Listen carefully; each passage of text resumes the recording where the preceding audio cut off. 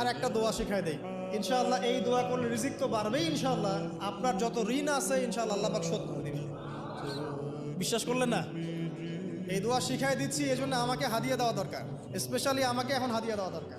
গুরুত্বপূর্ণ দোয়া শিখাই দিচ্ছি। আলী রাদিয়াল্লাহু আনহু বলেছেন, কোনো ব্যক্তির যদি পাহাড়ের সমানও ঋণ থাকে, এই দোয়া যদি আমল করে আল্লাহ পাক ওই ঋণও শোধ করে দিবেন ইনশাআল্লাহ। দোয়াটা হচ্ছে আল্লাহুম্মা ইকফিনি বিহালালিকা আন হারামিকা ওয়া আগনিনি বিফদলিকা আম্মান সিওয়াকা।